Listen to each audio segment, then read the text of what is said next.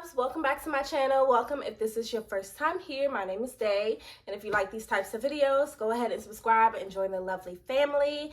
In today's video, we are going to be talking about lock pruning or trimming or whatever you want to call it, just essentially like trimming your locks. And a lot of mixed reviews about this. There are some people who trim their locks regularly, like you know, like they have a relaxer, like, you know, you get your ends trimmed every month, you know, or whatever. There are people who do that, and I've known people who have done that and have beautiful locks. And there's some people who, as soon as a little piece of their hair falls off, they're sewing it back in, signing up for the lock repair, calling their loctician for the lock repair, and putting it back in. And I really think it is, disclaimer, obviously I am not an expert. I'm just going off of my own experience and my own beliefs, but it really is truly about like your beliefs. Like, well, it is for me anyway. So spiritually, and I don't mean to get deep, but I can be deep sometimes. So spiritually for me, I do not, once hair has broken off, I don't reattach it or put it back or put it back into the rest of my locks. That's just something that I do. I feel like, you know, if it broke off for a reason, and I kind of need to let it go. I felt that way about my first lock journey when I cut my locks off, and when I cut my locks off, I got rid of them. And a lot of people were like, why wouldn't you save them so you can like sew them back on later when you wanted your locks back? And I'm like, I don't really believe in that. I feel like once I cut them, that journey, that part is kind of past, and it's time for me to grow new hair. And I feel the same way about my locks when it comes time to prune them. Now, I don't trim my locks like regularly. What I do is simply, if I have a lock that is breaking off or that is about to literally fall off, I cut it before it does. Like, I don't wait for it to like come off like in the middle of the day. If I see it really struggling, I cut it and I trim it, and that's it. I don't really reattach it. Now, I have never had a lock completely come out from the root. I know some people experience that for whatever reason. I can't say that I wouldn't reattach that lock if that did happen. Like, if I were to have one of these just literally come out from the root, one, I would try to figure out what's going on, because that's not really supposed to happen. Typically, if your hair is shedding from the bottom, or when my locks shed at the bottom, it's because, one, that's where the colored hair is, which you guys know how I am about color, or how color affects me, will I say. Yeah, it's because I colored my hair, and it's time for the damage to start to show. That's really truly what it is. Either that or styling. Oh, you know, styled too tight or had rubber bands on, and now the locks are suffering, and it's time for them to start breaking off. Those are usually the reasons why. So I've never had anything like happen where the locks themselves have fallen out and I need to repair them. Which I think that's a whole, you know, a different issue in itself. But yeah, once it does happen, I'm really not afraid to cut. I really don't care how far up the lock is. And I've gotten my hair done before, and my locticians have been like, why didn't you like bring your locks in that, you know, broke off? I would have sewed them back on. And I'm like, you know, I think I'm okay. Like, you know, I really do. I don't really trip about my locks being different lengths and different sizes.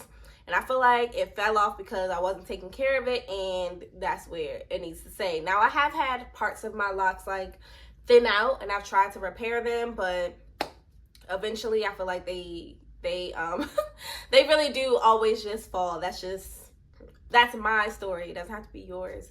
But yeah, I'm gonna show you guys pretty much what that looks like, because I do have some. I'll like look over time and be like, yeah, you look like you're gonna be falling soon, so I'm just gonna go ahead and cut you.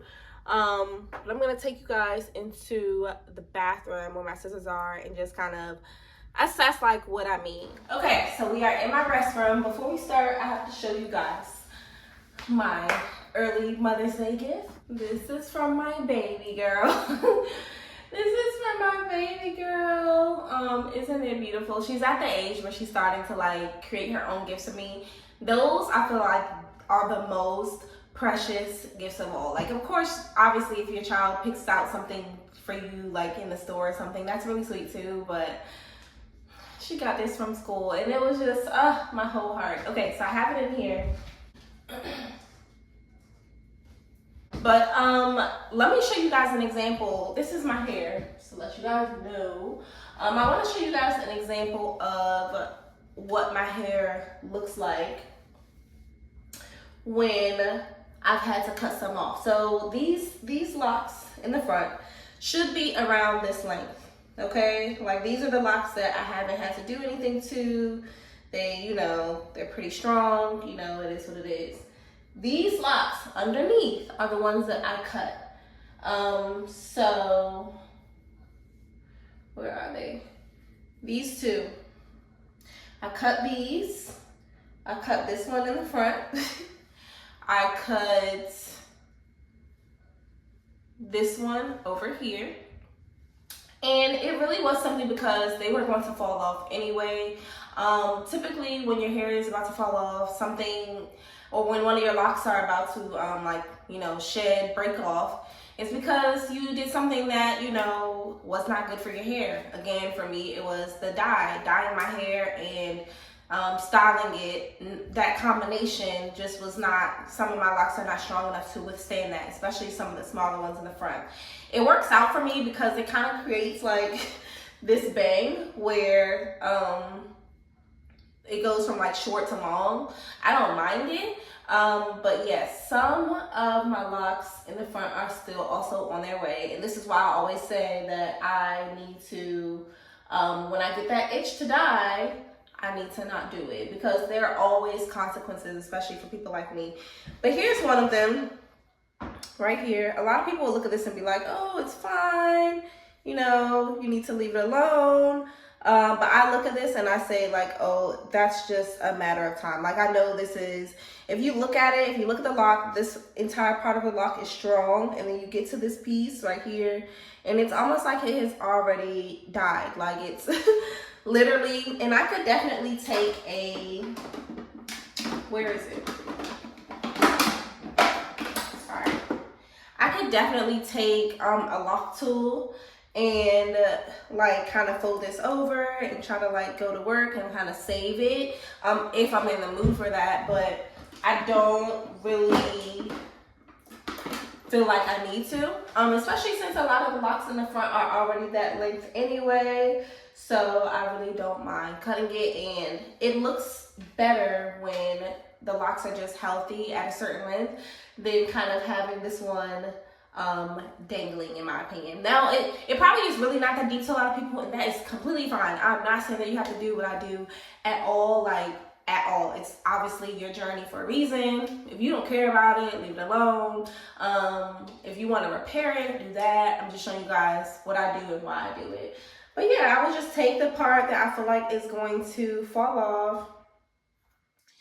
I cut it, and then here is the piece. And I know a lot of people like trip over stuff like that, but when you have the mindset that you are going to have your locks for a very long time, like I am, that little piece of hair is gonna, this lock is gonna be right back to that length, one. And two, it's the same length as the rest of them in the front.